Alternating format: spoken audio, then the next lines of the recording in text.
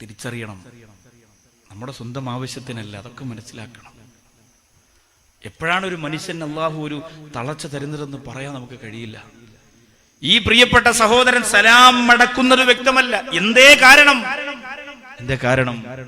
ആ സഹോദരൻ പറയാണ്, തൊണ്ടയിൽ ക്യാൻസർ ആയതുകൊണ്ട് ഉമിനീര് വറ്റി പോവാൻ. നാവിൽ നനവുണ്ടെങ്കിലേ സംസാരിക്കാൻ പറ്റും. പ്രഭാഷകന്മാര് വെള്ളം കുടിക്കുന്നത് സംസാരിച്ച് നാവിന്റെ നനവ് പറ്റുമ്പോ പിന്നെ തൊണ്ട ഒന്നിടറും, അപ്പൊ വെള്ളം കുടിക്കും. മനസ്സിലായില്ലേ? അപ്പൊ നാവ് നനയും, വീണ്ടും ഉമിനീര് വരും. അങ്ങനെയാണ് ക്യാൻസർ രോഗത്തിന്റെ തൊണ്ടയിലെ അണുക്കൾ മുഴുവൻ നീരും പിടിച്ചെടുത്തു.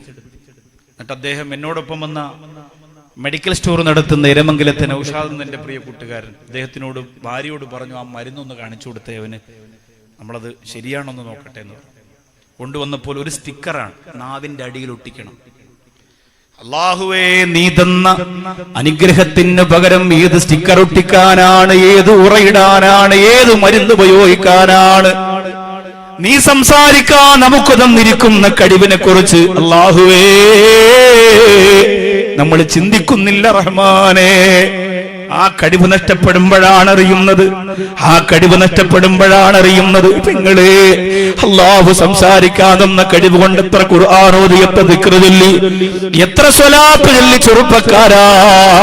ഫസാറും അയ്ബത്തും നുണയും അടിപിടിയുമല്ലാതെ വർത്തമാനത്തിന്റെ കണക്കെടുക്കുമ്പോ ഏതാണ് കൂടുതലും എന്റെ പിണങ്ങോട് വന്ന പ്രിയപ്പെട്ടവര് മനസ്സിലാക്കുക.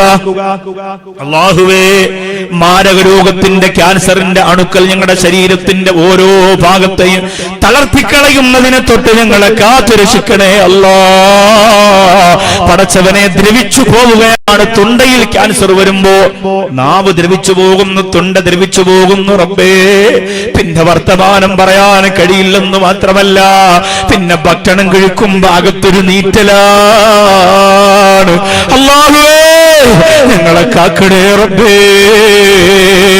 ഈ മഴ പെയ്ത് തണുത്ത രാത്രിയിൽ പിണങ്ങോടും തകരോടും ഒരുമിച്ച് കൂടിയിരിക്കുന്ന പാവപ്പെട്ട ഞങ്ങളെ മാരക രോഗത്തിൽ നിന്ന് നീ പൂർണ്ണമായും രക്ഷപ്പെടുത്തണേ തമ്പുരാനേ.